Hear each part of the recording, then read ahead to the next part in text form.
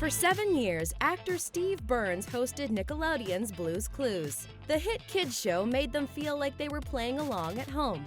Steve somehow walked the fine line between weird and endearing, often staring directly into the camera for extreme close-ups to engage his tiny audience. And he was incredibly fond of mail for some reason. But at the height of his fame, the character of Steve headed off to college, leaving the big red thinking chair open for his little brother Joe, played by Donovan Patton. Meanwhile, actor Steve hung up his green striped shirt and khakis and walked away from children's television forever. Blue's Clues lasted a few more years after that, but whatever happened to Burns?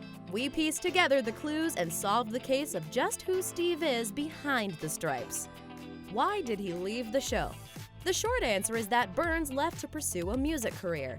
The long answer lies somewhere in between his concerns about visibly aging on television and his hopes to make a career aside from being that guy who was friends with talking salt and pepper shakers.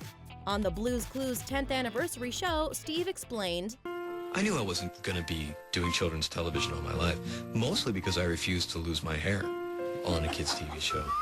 And it was happening fast. But he also told MTV, quote, "Well, is this really what I came to New York to do? Why not quit right when I'm at my peak?" Death rumors.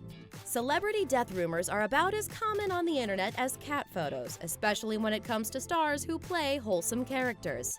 Death stories are made even more shocking if they include scandalous behavior, like a heroin overdose or reckless driving. Burns was on the receiving end of a lot of nasty rumors that got a lot of traction. It got so bad, he actually went on the Today Show and the Rosie O'Donnell Show to remind everyone he was still alive. He said, "We're here to announce that he's not dead."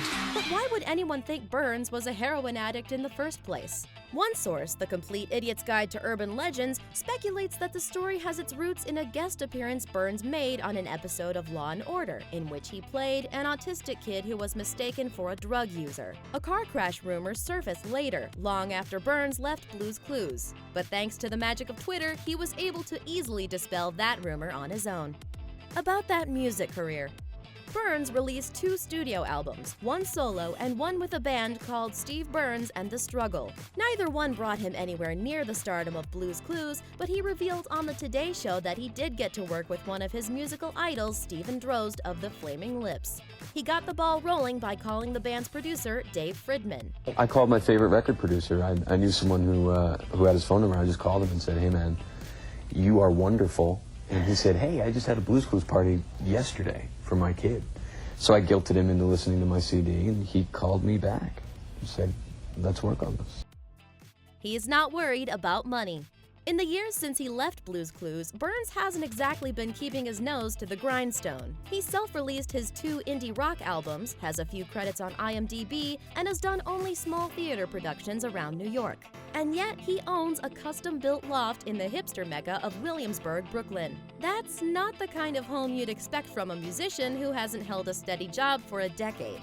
So either Steve has a secret cleaning business on the side, or he's been able to make that blues cash last for an impressively long time.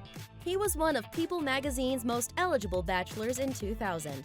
It's been a while since the year 2000, but if memory serves correctly, women weren't falling all over themselves back then for easily excitable guys with the deduction skills of a grade schooler.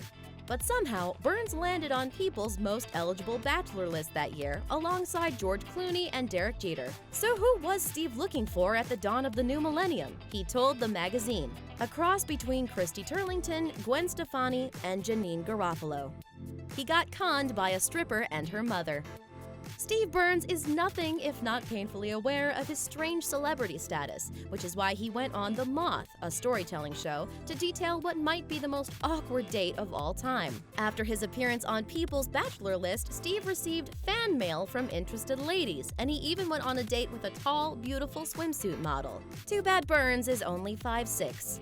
And it's immediately awkward. I'm like, "Well, shall we?" She's like, "Yeah." The date was getting off to a bad start, but then Burns saw that a parent in his date's neighborhood was hosting a Blue's Clues birthday party for her kid. In my car, at that moment, I had a box of toys, Blue's Clues toys, some autographs, and the outfit from Blue's Clues. And I thought, believe it or not, this is the only game you have, man. Crashing the kids' party broke the ice and seemed to save the date. for a while. Now we've got something to talk about, right? So we're in the car and everything's great. We drop the car off, we go to the restaurant. After their swanky dinner, they went back to Burns' place, at which point the model revealed other line of work. She's like, well, I know what you do. What I actually do, other than model, is I'm a stripper. I'm like, okay. Anyway, the next morning, he dropped her off at home where she still lived with her mom. And then the date truly ended. And her mom's got a manila folder, and she opens it, and she starts handing me crayon drawings. And it turns out that much of this was an elaborate plot to pitch me a children's television show about giant inflatable balloon animals called the Balloonies. That's got to be the grimiest way anyone has ever tried to get into Nickelodeon. Needless to say, we have yet to see the genius of the Balloonies realized on TV. Thanks for watching! Subscribe to our YouTube channel to watch more videos like the one you just saw. And leave us a comment to let us know if you're Team Steve or Team Joe.